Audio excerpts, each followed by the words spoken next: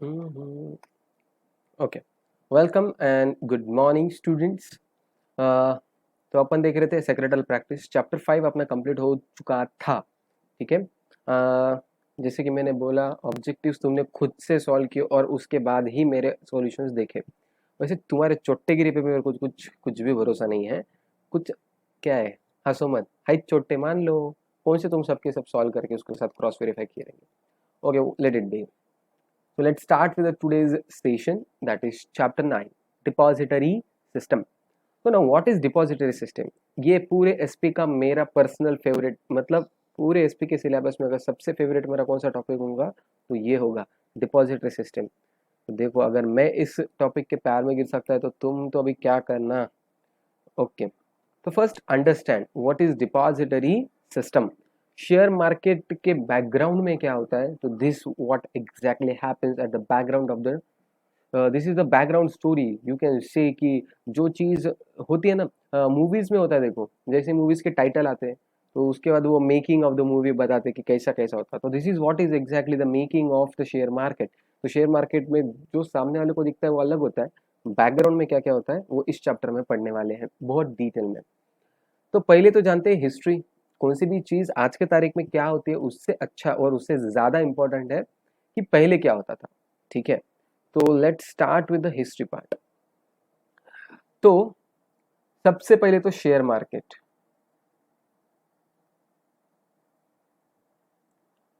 It is started in Mumbai, Dalal street. ठीक है, वहां पे एक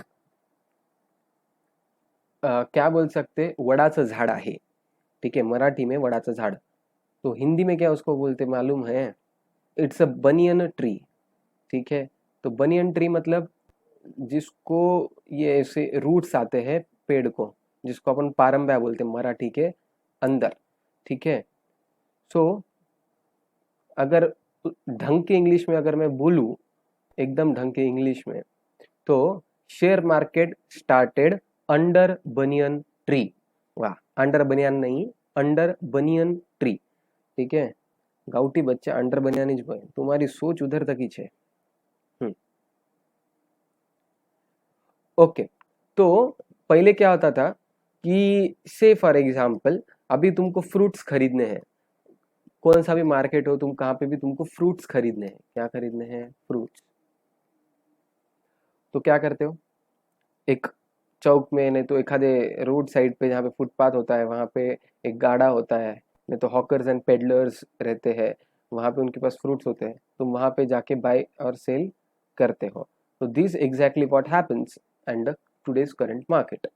ठीक है, तो जब share market first time develop हो रहा था, जब share market first time develop हो रहा था, तब क्या करते थे कि बहुत सारे कंपनीज के शेयर रहते थे। जैसे फ्रूट बेचते थे ना, literally literally I am talking about, जहाँ से फ्रूट बेचते थे, वैसा इस पेड़ के नीचे ब्रोकर जाके खड़े रहते थे, ऐसे एक पारंबी को पकड़ के हाथ लगा के, और बोली लगाते थे। प्रॉपर ऑक्शन होता था। अगर कोई ग्रेन मार्केट जिसको मोंढा बोलते हैं, कौन से भी महाराष्ट्र के कौन से भी डिस्ट्रिक्ट में जाओ, तुमको हर जगह मोंढा मार्केट तो जरूर मिलेगा। तो ये मोंढा क्या होता है? एनीबडी, मोंढा मतलब जहाँ पे एग्रीकल्चरल फूड प्रोडक्ट सेलिंग होती है, बाइंग एंड सेलिंग होलसेल में। ठीक है, तो होलसेल में यहाँ पे बाइंग एंड सेलिंग होती है, तो होलसेल मार्केट है। तो यहाँ पे ना ऑक्शंस होते हैं, बहुत लोग उसको बिट बोलते हैं। ठीक है, बिट्स लगती है। तो क्या होता है, फार्मर आता है, अपना माल वहाँ पे रखता है, फिर एक उनकी दुकान का आदमी आता है, उस माल की क्वालिटी चेकिंग करता है, 10-15 लोग उसके आजू बाजू में खड़े होते हैं, फिर उसके ऊपर बोली लगती है। अगर तुमको देखना है तो तुम कभी भी मोंडा मार्केट में अपने पापा के साथ जाओ और उनको बोलो कि एक आधा बीट देखना है, तो वो बता देंगे तुमको। तो live experience of an auction. और अगर कोई नांदेड़ का स्टूडेंट है तो उनको लाइव ऑक्शन भी देखना है, तो इट इज फ्लावर मार्केट के वहाँ पे भी होता है। तो ये रेलवे स्टेशन के बाजू हिंगोली गेट के वहाँ पे फ्लावर मार्केट है, वो फ्लाईओवर के नीचे। तो फ्लाईओवर के नीचे जहाँ पे ना फ्लावर मार्केट में जाएंगे, वहाँ पे डेली मॉर्निंग 6:30-7 o'clock को तुम जाओ तो वहाँ पे तुमको फ्लावर की ऑक्शन दिखेगी। तो ऑक्शंस होते हैं। तो अगर यहाँ पे ऑक्शंस होते हैं फ्लावर्स के केस में, सॉरी, एग्रीकल्चरल प्रोड्यूस के केस में ऑक्शंस होते हैं, तो why not the share market? तो शेयर मार्केट का भी ऑक्शन होता था। It is properly conducted under banyan tree. तो यहाँ पे ऐसे लोग खड़े रहते थे रिंग में, ठीक है। तो यहाँ पे वो आदमी बोली लगाता था, तो बोली लगाता कि से फॉर एग्जांपल रिलायंस कंपनी, तो रिलायंस कंपनी का शेयर लो, एक ऐसा प्रॉपर बोली, हाँ 1000 रुपये 1000 रुपये 1000 रुपये दो, ऐसा करके प्रॉपर सेल करता था। तो वो इस तरीके से मतलब एक जन आना चालू हुआ, फिर 2-3 ब्रोकर्स आना चालू हो गए जो यहाँ पे आके बेचेंगे, और लोग उसके आजू बाजू में गोल खड़े रहते थे, इसकी वजह से इसको बोलते थे ट्रेडिंग रिंग। क्या बोलते थे? Trading ring. समझ में आया? Trading ring. ओके, वो बनियन ट्री में अभी भी बताता हूँ, रुको वेट फॉर अ सेकेंड। तो देखो यहाँ पे, हाँ, तो यहाँ पे Bombay stock exchange, actually original Bombay stock exchange यहाँ पे चालू हुआ 1855 के अंदर। 10 से 12 लोग मिलके इसको चालू किए थे। यहाँ पे आ रहा है देखो एग्जांपल में 22 स्टॉक एक्सचेंज जिन्होंने यहाँ पे चालू किया। तो ये बनियन ट्री के 1-2 एग्जांपल्स आ रहे हैं जहाँ पे बॉम्बे स्टॉक एक्सचेंज चालू हुआ था। तो this was the banyan tree in Mumbai, जहाँ पे ये चालू हुआ था। इस फोटो के अंदर यहाँ पे दिख रहा है ये पिक, हाँ। तो this is where actually Bombay stock exchange started. हाँ, तो यहाँ पे बॉम्बे स्टॉक एक्सचेंज चालू हुआ था, जैसा मैंने अभी इमेजेस बताए तुम्हारे साथ शेयर किए, ठीक है। तो बॉम्बे स्टॉक एक्सचेंज वहाँ पे चालू हुआ, लोग उसके सर्कल में खड़े रहते थे। तो सर्कल में खड़े रहते थे तो उसको इसके जैसे नाम क्या दिया? Trading ring. ट्रेडिंग रिंग उसको नाम दिया गया। तो यहाँ सब होता था। तो यहाँ से वो शिफ्ट हो गया, यहाँ से वो हो गया शिफ्ट थोड़ा सा, क्योंकि भीड़ बढ़ने लग गई, लोग ज़्यादा आने लग गए, जगह कम पड़ने लग गई, तो बड़े से हॉल में शिफ्ट हो गया। यहाँ पे देखो ये बिल्डिंग दिख रही है, ओरिजिनल बॉम्बे स्टॉक एक्सचेंज, यहाँ पे चालू हुआ स्टॉक एक्सचेंज। ये प्रॉपर बिल्डिंग बनी बॉम्बे स्टॉक एक्सचेंज की। हम्म। तो यहाँ पे कुछ एडवर्टीजमेंट है कि कैसे बॉम्बे स्टॉक एक्सचेंज के बारे में, 1-2 है आर्टिकल्स, तुम देख सकते हो गूगल पे जाके। तो बॉम्बे स्टॉक एक्सचेंज की बिल्डिंग बनी। तो अभी बिल्डिंग बनने के बाद अभी उस बिल्डिंग में किस तरीके से कंडक्ट किया जाता था? ओके, तो ये बिल्डिंग में अगर ऐसे घुसते थे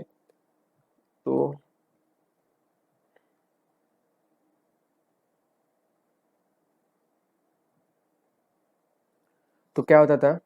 ए B C D E F up to यहाँ पे जेड वाई एक्स डब्ल्यू। तो जो भी कंपनी का नाम है, सपोज रिलायंस, और रिलायंस का आर यहाँ पे आता है, तो पर्सन को रिलायंस कंपनी के शेयर खरीदने हैं, तो पूरे लोग ऐसे जमा हो जाते थे। बहुत बड़ा हॉल था, ये बहुत बड़ा हॉल था। तो यहाँ पे लोग पूरे जमा हो जाते थे। सपोज किसको रिलायंस का चाहिए तो वो लोग यहाँ पे खड़े हो जाते थे। सपोज किसी को नाम आदित्य बिरला कंपनी, तो आदित्य बिरला का यहाँ पे ए के पास।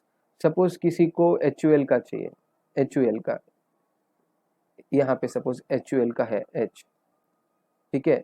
तो एच के पास खड़े हो, तो जिसको जो कंपनी चाहिए उस अल्फाबेट के सामने एक शटर टाइप में एक आधी जगह लोकेटेड रहती थी।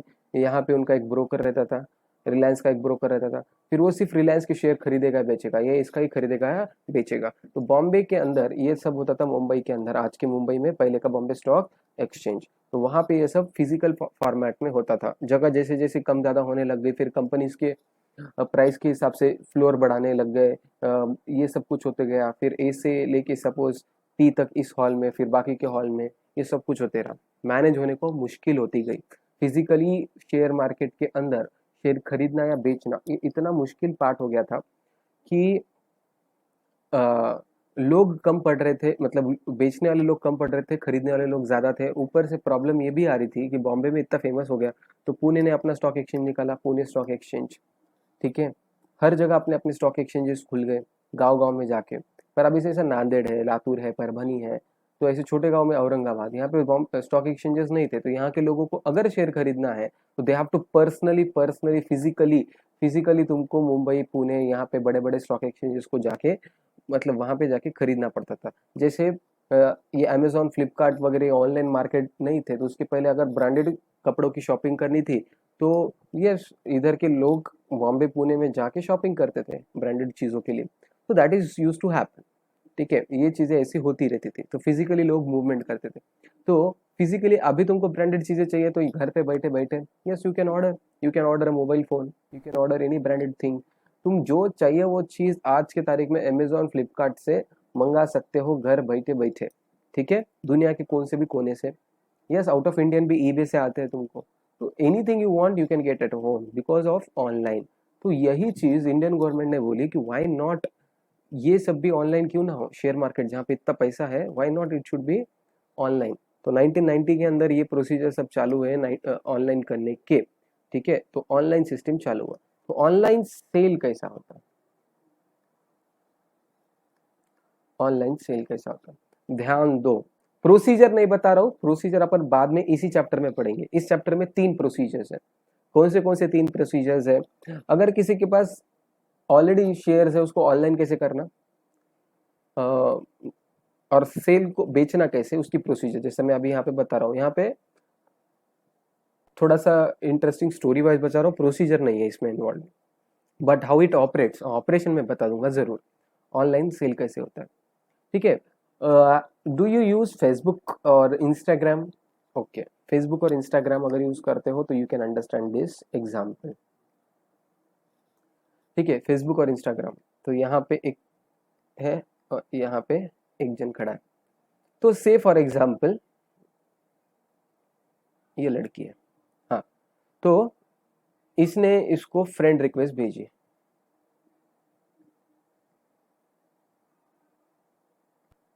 लड़की को, लड़कों का काम होता है और क्या कर सकते हैं, बद्री की दुल्हनिया पिक्चर देखे ना, हाँ। तो लड़के ने इसको फ्रेंड रिक्वेस्ट भेजी, सपोज इसका फेसबुक प्रोफाइल है, जो कुछ भी फेसबुक प्रोफाइल है तो इसका भी तो फेसबुक प्रोफाइल रहेगा। सपोज दोनों के दोनों प्राइवेट है, ये भी प्राइवेट है और ये भी प्राइवेट है, दोनों एक में की प्रोफाइल चेक कर सकते हैं क्या? नहीं। तो प्रोफाइल चेक करने के लिए क्या करना पड़ता है? Friend request. तो ये रिक्वेस्ट सेंड किया है, तो सेंड किया, सेंड करने से हो गया क्या? फ्रेंड रिक्वेस्ट सेंड करने से वो लड़की की प्रोफाइल चेक कर सकता है क्या? आंसर इज नो, ऐसा नहीं होगा। सिर्फ मतलब क्या बोलना है, फ्रेंड रिक्वेस्ट अगर उसको भेजी है तो उसकी वजह से नहीं होगा। तो कब उसकी प्रोफाइल चेक कर सकता है वो? प्रोफाइल चेकिंग कब हो सकती है? ठीक है, उसका अकाउंट, बेसिकली अकाउंट के अंदर के फोटोज वगैरह ये जो भी है कब देख सकते हैं? अगर लड़की ने इसको एक्सेप्ट किया, अगर लड़की ने ये इसकी फ्रेंड रिक्वेस्ट एक्सेप्ट की, ओके। तो अभी मुझे बोलो, लड़का लड़की के फोटोज देख सकता है क्या? यस। लड़की लड़के के फोटो, यस। देखो फेसबुक जैसा ऑपरेट होता है, फेसबुक में कोई दिक्कत दिखा तुमको अभी तक? तो नहीं ना, मतलब फेसबुक में तुमको कुछ भी आज तक अभी प्रॉब्लम नहीं लगा फेसबुक के अंदर, तो यहाँ पे भी तुमको शेयर मार्केट में भी कुछ अलग नहीं लगेगा। तो ये प्रोसीजर समझा ना, ये फ्रेंड रिक्वेस्ट भेजता है, ये एक्सेप्ट करती है और फिर ये इसकी फोटो देख सकता है, ये इसके फोटो देख सकता है, और जब तक दोनों एक में को नहीं देख सकते, प्राइवेसी है। ठीक है, समझ में आया फेसबुक का फ्रेंड रिक्वेस्ट सेंडिंग? तो ऐसा ही कुछ शेयर मार्केट में भी होता है। तो शेयर मार्केट में क्या करते हैं सर? हाँ, तो शेयर मार्केट में क्या होता है देखो, तो शेयर मार्केट में क्या करते हैं, एक होता है बायर और एक होता है सेलर, ओके। अभी बायर क्या बोलता है, सेलर क्या बोलता है, सपोज उसके पास रिलायंस इंडस्ट्रीज के 10 शेयर है और उसको बेचने सपोज 1400 रुपए में, ठीक है। रिलायंस इंडस्ट्रीज के शेयर है, सेलर के पास 1400 रुपए में बेचना है। तो वो क्या करता है, एक रिक्वेस्ट सेंड करता है, ये हो गए इंटरनेट स्पेस,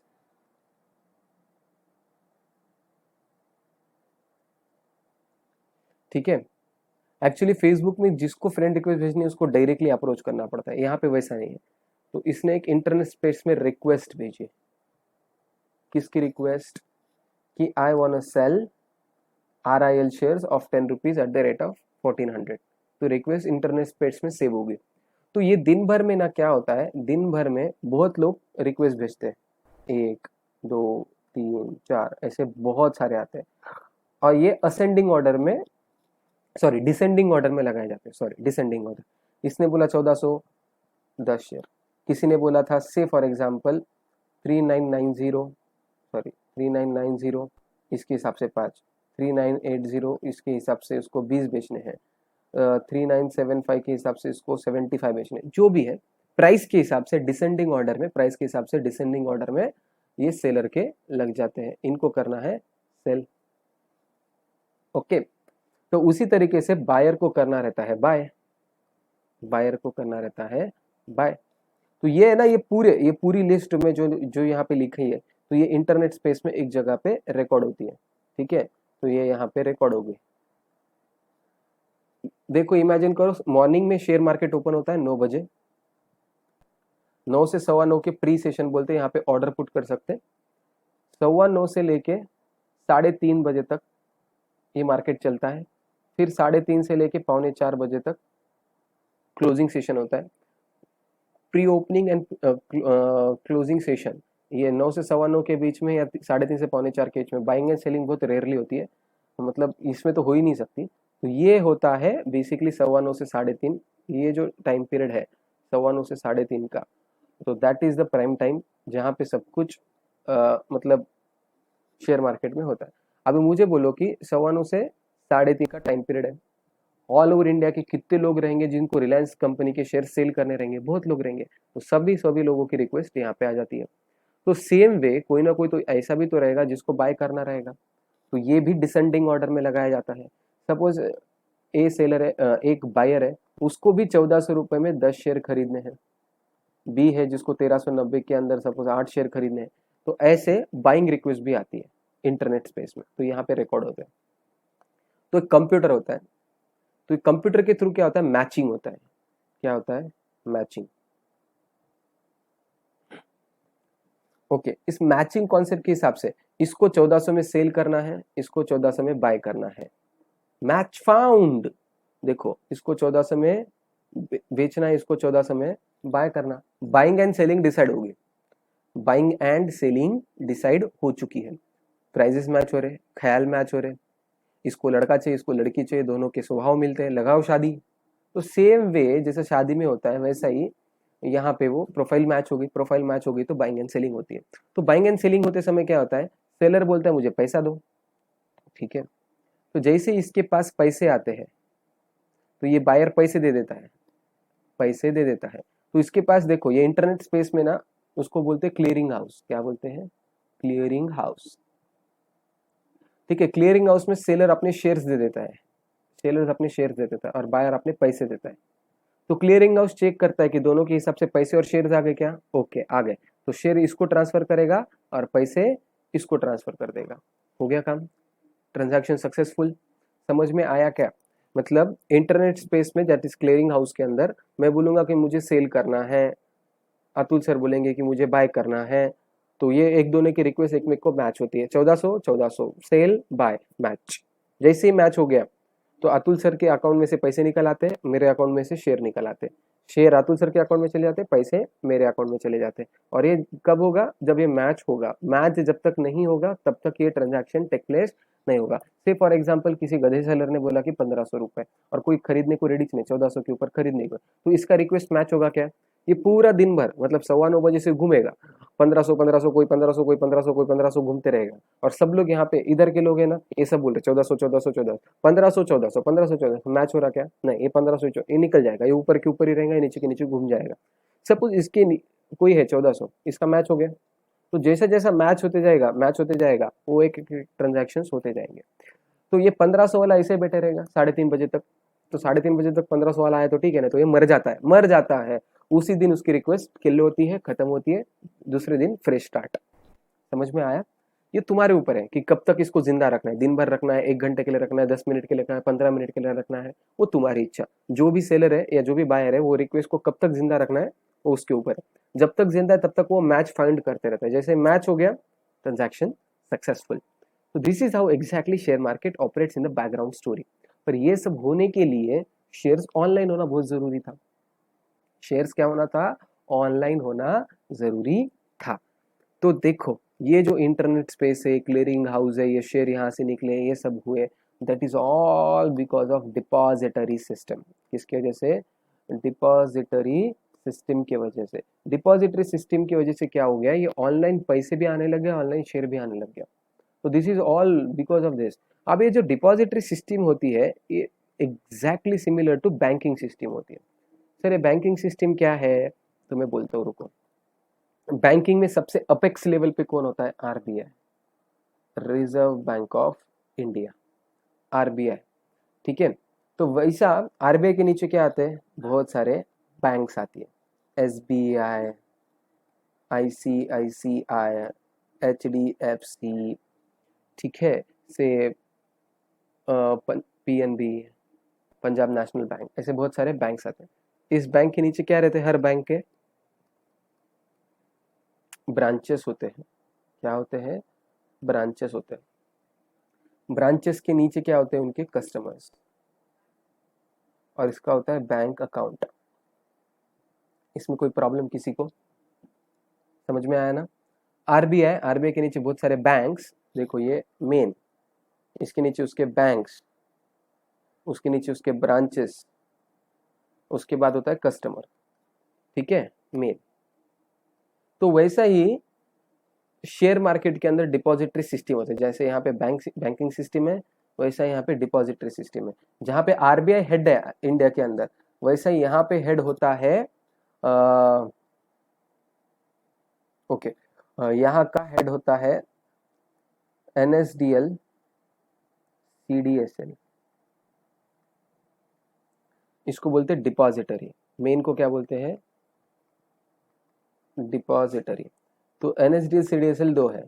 तो जैसे इनके बैंक्स थे, इनके होते डीपी, डिपॉजिटरी पार्टिसिपेंट्स। तो डिपॉजिटरी पार्टिसिपेंट्स कौन कौन है, तो डिपॉजिटरी पार्टिसिपेंट्स के नाम है मोतीलाल ओसवाल, ठीक है, इंडिया निवेश, शेर Khan, ICICI direct, HDFC securities.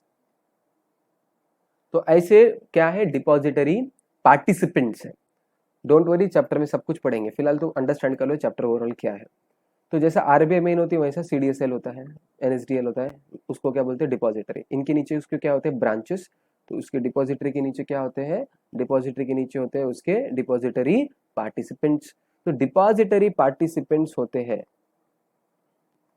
तो डिपॉजिटरी पार्टिसिपेंट्स के नीचे जैसे उनके थे, इनके भी क्या होंगे, ब्रांचेस, और ब्रांचेस के नीचे होते कस्टमर। जैसा यहाँ पे बैंक अकाउंट होता है, वैसा यहाँ पे डीमैट अकाउंट होता है। क्या होता है, डीमैट अकाउंट। तो यहाँ पे क्या है, मेन आरबीआई, यहाँ पे सीडीएसएल एनएसडीएल, यहाँ पे बैंक्स है, यहाँ पे डीपी है, यहाँ पे भी ब्रांचेस है, यहाँ पे भी ब्रांचेस है, यहाँ पे भी कस्टमर्स है, यहाँ पे भी कस्टमर्स है। इसको बैंक अकाउंट बोलते हैं, इसको डीमैट अकाउंट बोलते हैं। एग्जैक्टली सिमिलर जैसी बैंकिंग स्ट्रक्चर इन इंडिया है, उसी तरीके से डिपॉजिटरी सिस्टम इन इंडिया है। तो ये लोग करते हैं, मतलब पूरा। तो यहाँ पे अब इस चैप्टर के अंदर अपने को डिपॉजिटरी क्या है वो समझना है, डीपी क्या है वो समझना है, ये ब्रोकर्स क्या है, ये ब्रांचेस को ब्रोकर्स बोला जाता है। क्या बोले जाते हैं, ब्रोकर्स, ब्रोकर्स। तो ये ब्रोकर्स कौन है, ये ब्रोकर्स कौन है, ये कस्टमर कैसे काम करते हैं। जैसा मैंने बोला कि यहाँ पे सेल कैसा होगा, देखो एग्जैक्टली बाइंग एंड सेलिंग कैसी होगी, इस तरीके से होगी, ठीक है। इंटरनेट स्पेस उसको बोलते क्लियरिंग हाउस, जहाँ पे ये सब जाएंगे, रिक्वेस्ट मैचेस होंगे, बाइंग एंड सेलिंग होगा। ये हो गया ऑनलाइन, पर ऑनलाइन हुआ किसके वजह से, डिपॉजिटरी की वजह से। तो पहले तो बेसिक चैप्टर का बेस समझ गया कि what exactly we are trying to find it here, ठीक है। तो यहाँ पे अपन क्या चाहते हैं उतना एक समझ में आ चुका है। Now let's move to the topic depository system.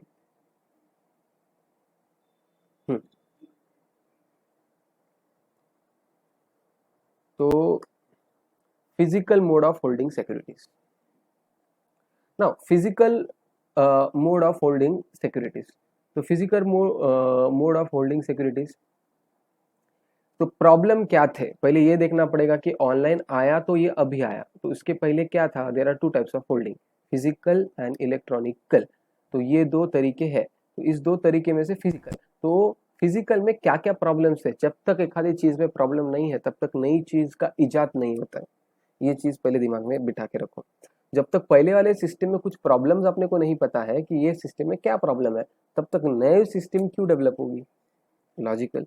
तो मुझे पहले समझना पड़ेगा कि पहले वाली सिस्टम जो फिजिकल थी, जैसा मैंने बोला बनियन ट्री के नीचे चालू हुआ शेयर मार्केट, हाँ, तो वहां पे जैसे था, तो क्या क्या प्रॉब्लम्स थे, रिस्क, सर्टिफिकेट और papers can be lost, damage, torn, stolen, misplaced during the transit. तो क्या क्या हो सकते थे? लॉस्ट, घूम सकता था, डैमेज्ड, फट सकते थे, खराब हो सकते थे क्योंकि पहले पेपर फॉर्मेट में था शेयर, टॉन, फट सकते थे, स्टोलन, कोई चोरी करके ले गया तो, मिसप्लेस्ड, सपोज मैंने गलती से इधर उधर रख दिया, मतलब भूल गया बाद में, ड्यूरिंग द ट्रांजिट।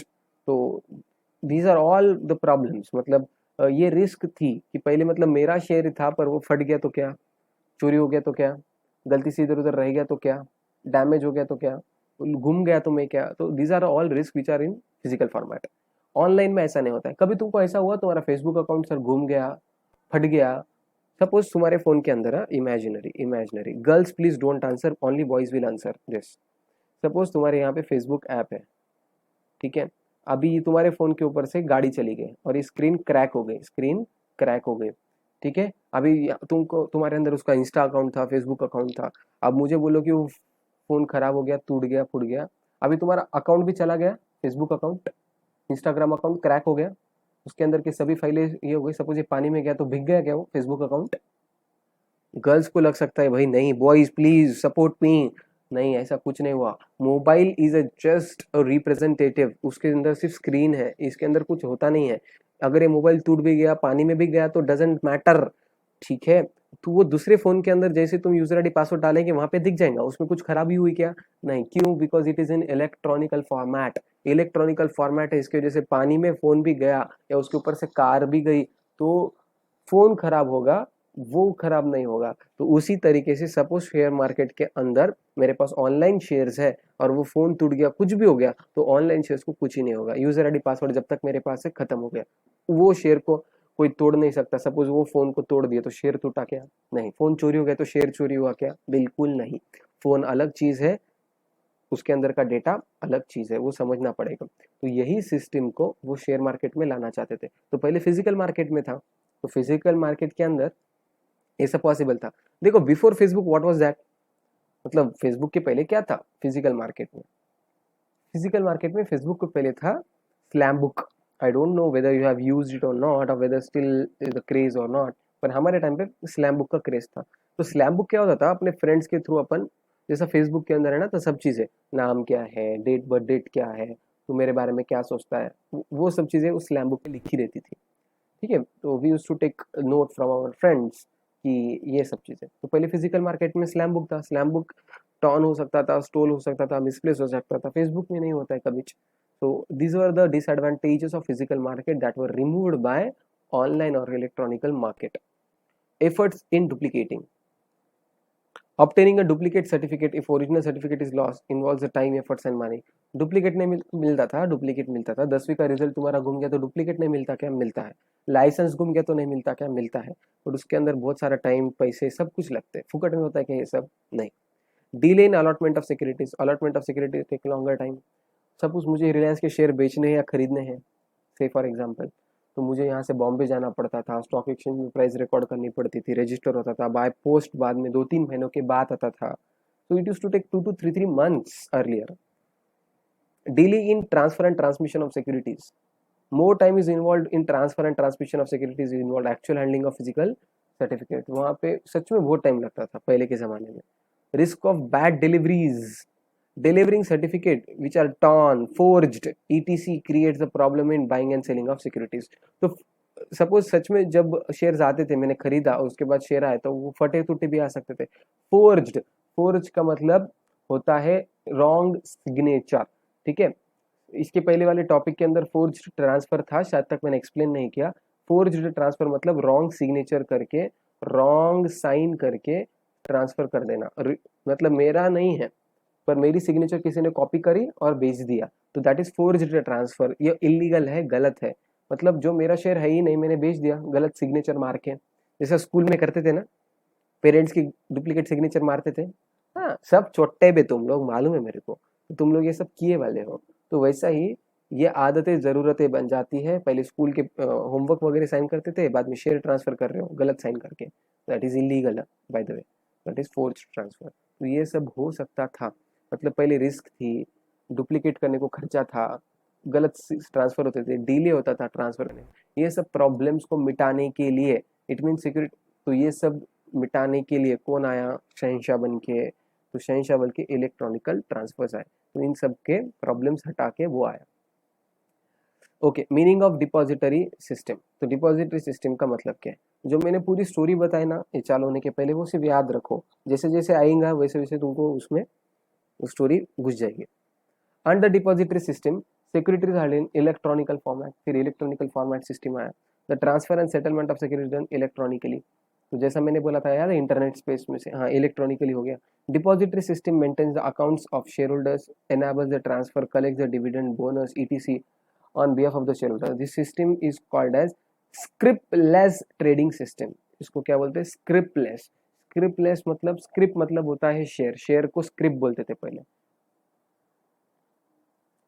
स्क्रिप्टलेस सर्टिफिकेट, तो सर्टिफिकेट की जरूरत नहीं बची क्योंकि ये स्क्रिप्टलेस हो गया, आज के तारीख में इसकी कोई जरूरत नहीं है। In India depository system was introduced by passing a Depository Act 1996. Under this act, the competitive multi-depository system consisting of two depository, NSDL and CDSL, मैंने बोला ना उस डायग्राम के अंदर NSDL CDSL, हाँ इसके फुल फॉर्म अपन पहले वाले चैप्टर में भी लिखे कौन से, तो भी मुझे पक्का याद है। was set up. It will be of interest to note that world's first depository system in 1947 in Germany. तो पहली डिपॉजिटरी सिस्टम कहाँ थी, 1947 में जर्मनी में थी। ठीक है, तो जर्मनी में पहली डिपॉजिटरी सिस्टम चालू हुई 1947 जब इंडिया इंडिपेंडेंट हुआ। ठीक है, don't worry, we are not late, 40-50 साल होते रहता है, 2-3 जनरेशन अपन वैसे भी पीछे बाकी लोगों से। हाँ, the depository system resemble the banking system in many aspect, जैसा मैंने डायग्राम में बताया। It keeps the security safe, depository वहाँ पे पैसा सेफ होता है, बैंक में पैसे रखे जाते हैं, यहाँ पे शेयर्स रखे जाते हैं। तो शेयर्स क्यों नहीं लिखे सर, सिक्योरिटी वर्ड क्यों लिखा है हमेशा, तो तुमको है ना यहाँ पे वर्ड सिक्योरिटी दिखेगा, शेयर्स नहीं दिखेगा। तो security is a broader term. Securities में क्या क्या आता है पता है, सिक्योरिटीज के अंदर आते हैं शेयर्स, डिबेंचर्स, बॉन्ड, ETC, और भी बहुत सारी चीजें होती है, फिलहाल तुमको 3 चीजें पता है, शेयर्स, डिबेंचर एंड बॉन्ड, इन तीनों चारों को मिला के बनता है सिक्योरिटीज। तो जस्ट डोंट इमेजिन कि शेयर मार्केट मतलब सिर्फ शेयर्स शेयर मार्केट में सिर्फ शेयर्स नहीं, डिबेंचर्स भी होते हैं, बॉन्ड्स भी होते हैं। तो बैंकिंग के अंदर पैसा सेफ रखा जाता है और यहाँ पे शेयर सेफ रखे जाते हैं। Securities are held in account having unique IDs, तो यहाँ पे डीमैट अकाउंट होता है, डीमैट अकाउंट को एक नंबर होता है। Funds are held in account having unique number, तो बैंक अकाउंट नंबर होता है, यहाँ पे डीमैट अकाउंट नंबर होता है, नथिंग मोर डिफरेंट। यहाँ पे बैंक अकाउंट, डीमैट अकाउंट, यहाँ पे bank account number, demat account number. जैसा तुम्हारा बैंक अकाउंट नंबर तुम्हारे फ्रेंड के बैंक अकाउंट नंबर के साथ मैच होता है क्या, ये नहीं, बिल्कुल भी नहीं, हर एक का बैंक अकाउंट नंबर यूनिक है, तो उसी तरफ से हर एक का डीमैट अकाउंट भी यूनिक है। There is no physical handling of securities during the allotment of transfer, no physical handling. Shares physically होता है ना, सब कुछ ऑनलाइन। फेसबुक में कुछ भी फिजिकल होता है क्या, नहीं। फ्रेंड रिक्वेस्ट, लेटर भेज रहे बाय पोस्ट, अबे क्यों रिक्वेस्ट सर, नहीं, बाय पोस्ट का लेटर का कोई जरूरत ही नहीं है, वहीं पे मैसेज भेज सकते, पिंग कर सकते, रिक्वेस्ट भेज सकते, सब कुछ हो सकता है ऑनलाइन। तो वैसा ही शेयर्स के यहाँ पर ऑनलाइन होता है। No physical handling of money, आज की तारीख में पेटीएम, गूगल पे, ये सब IMPS, UPI, Bhim, what is all this, तो व्हाट इज ऑल दिस, तो ये सब ऑनलाइन हो रहा है।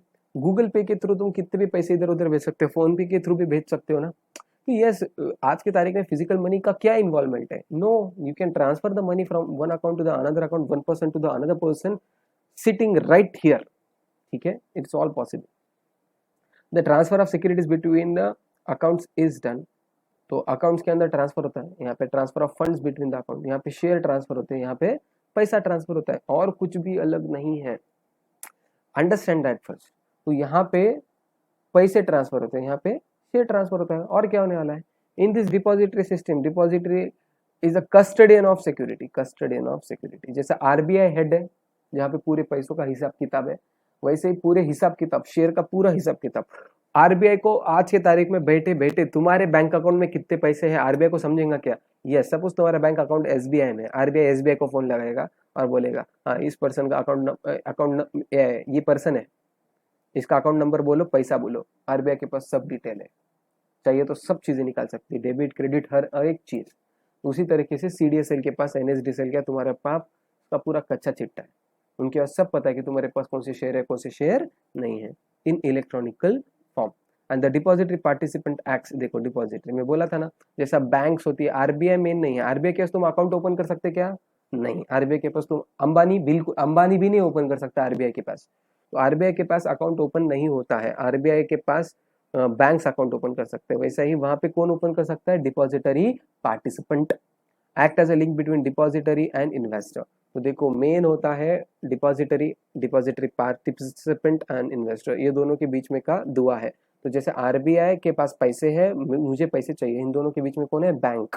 तो इन दोनों के बीच में कौन है? Depository participant. अंडरस्टूड?